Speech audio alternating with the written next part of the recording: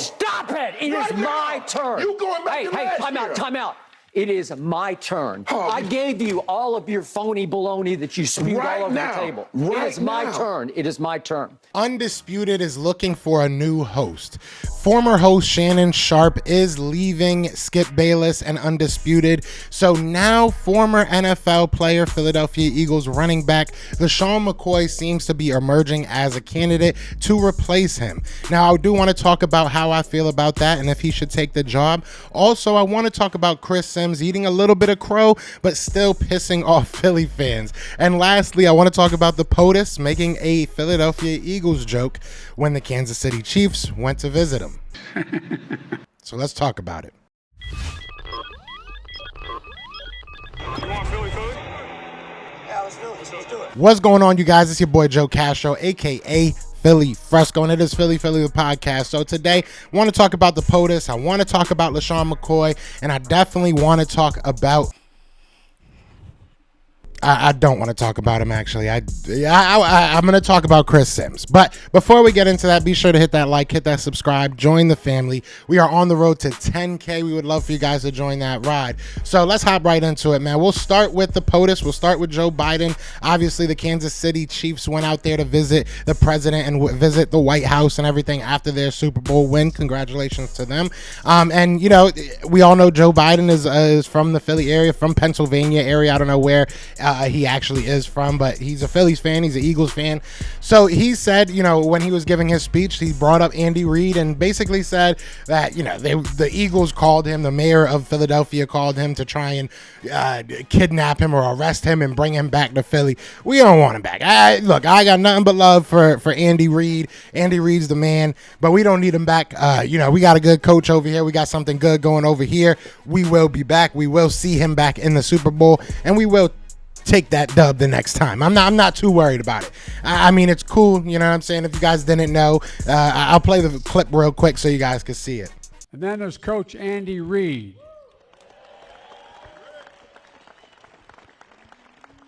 I was asked by the mayor of Philadelphia to arrest him and take him back to Philly, but I can't do that.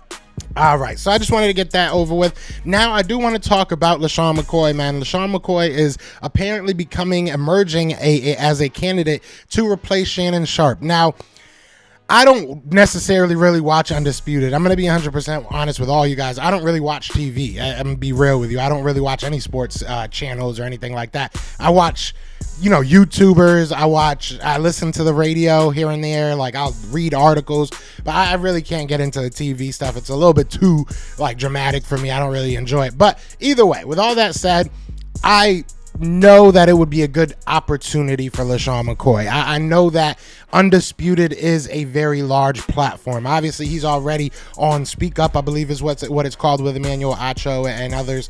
But this would definitely be a step up. We saw what it did for Shannon Sharp. Shannon Sharp even went on to say, and if you guys haven't seen the interview that he did, I definitely think you guys should go see it. It was with Mad Dog, and he basically said why he felt, you know, he had to move on. But he also did say that he felt that Undisputed gave him a larger fan base than he ever did during his playing time. He felt that there was he knew that there was a lot of guys that came up to him, or a lot of people that came up to him asking him why did he know so much about football, not realizing he played for so long. So there is a huge audience that watches Undisputed. I don't think that that's a secret, right?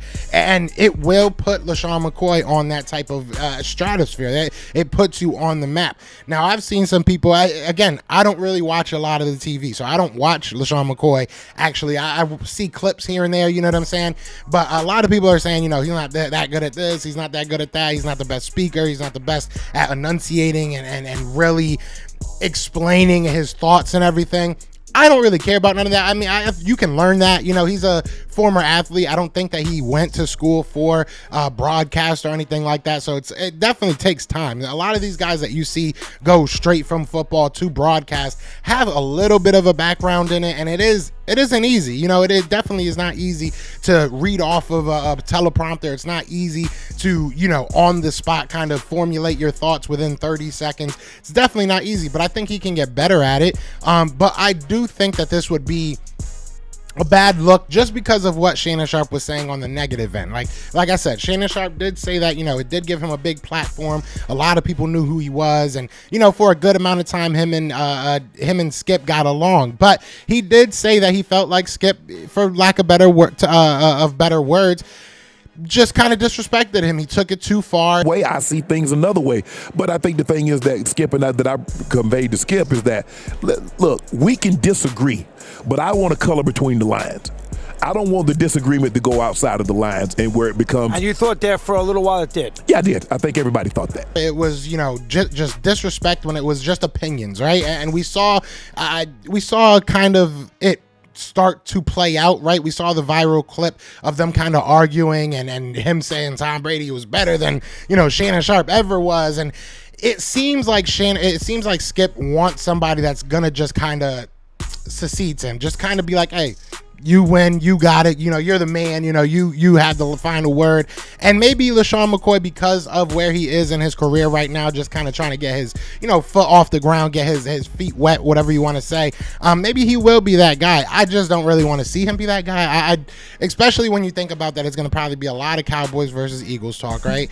And I really, really don't want to see LeSean McCoy looking like he's getting chumped. That's probably my biggest thing. I love it for his career. I just don't want him going up there with a guy that's not going to respect him. But that's how I feel. You guys let me know what y'all think about that. If y'all would like to see him on Undisputed, if you watch it, do you think he would fit? I like I said, I really don't watch that much. I've seen clips. That's really about it. But I just don't want him going somewhere where I feel like he won't get the respect that he deserves. He won't get the, actual tools to get better as a analyst, as a broadcaster. So that's just how I feel about that. Now, lastly, I do want to talk about the Phill Simms' son. That's what we call him. Ever since last year, that's what we called him. So last year, he didn't even put Jalen Hurts on his top 40 list. Top 40, not top 32. I think it was top 40 that he didn't even put Jalen Hurts on that list. This year, he finally does put him on that list, and he does put him in the top 10. So a little bit of eating crow, maybe a little bit of eating crow from Chris Simms, but then he went ahead